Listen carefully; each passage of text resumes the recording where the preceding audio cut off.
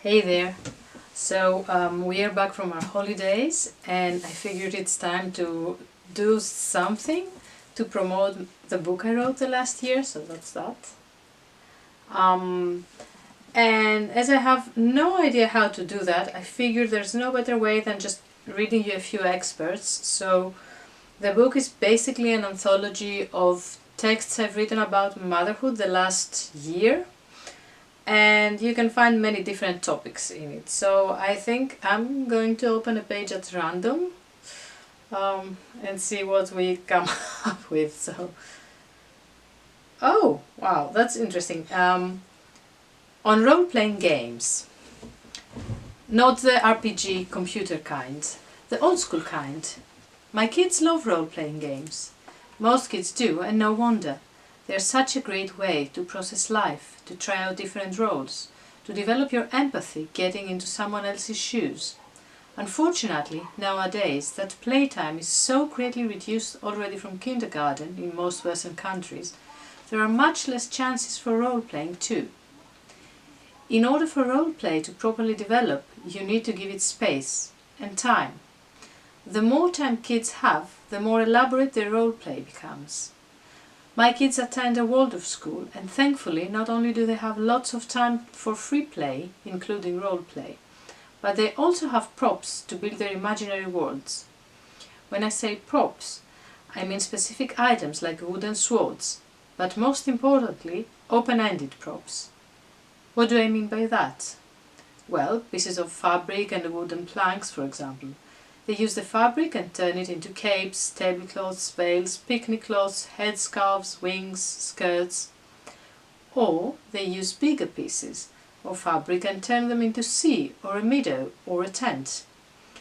The planks are used to build houses, shelters, paths, ship decks. We follow the same philosophy here at home. The kids have all sorts of fabrics at their disposal, bean bags to keep them in place, as well as face paint and just a couple of very specific, and may I also add rather fancy, princess dresses. They are allowed to use our furniture to build forts or make whatever other construction is needed to bring their role play to life.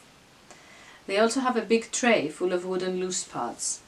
Their little mandala elements are now in their room so that the baby doesn't choke on them.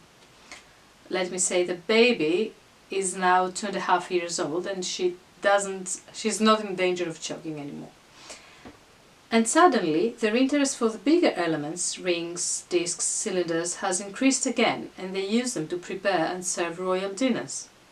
They are allowed to use actual food occasionally as well for their pretend picnics, when they are really hungry, and eat it.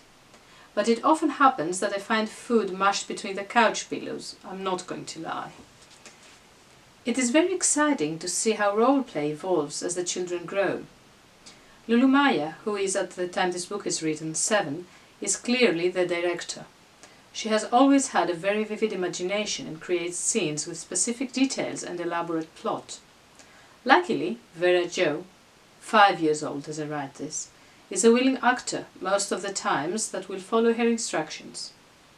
It does happen that she rebels at times, and then the director has a meltdown, but more often than not they can play for hours together if they get into a flow. Vera Jo really enjoys it when Lulu gives her the role of the protagonist and chooses the right clothes for her and does her makeup, aka face painting, for her. They are now going through a phase that Vera provokes Lulu quite often by sticking out her tongue to her and the like. Lulu also has mentioned that she wishes she didn't have to share our attention with Vera. We are trying to spend one-on-one time with each of them, but Lulu Maya is longer at school, so she is the one that has less chances to be with one of us without one of her sisters. So she has been frustrated with Vera lately.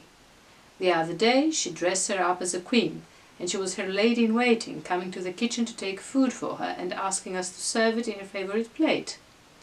She was also her carriage man and her horse. She was even very patient with her when Vera lost her focus a few times because of Ella crawling around. I was amazed by how nicely she treated her, and Nikos told me, well, it's because it's not Lulu. She is a true lady-in-waiting. Wait till they're out of the flow. Such is the magic of role-playing.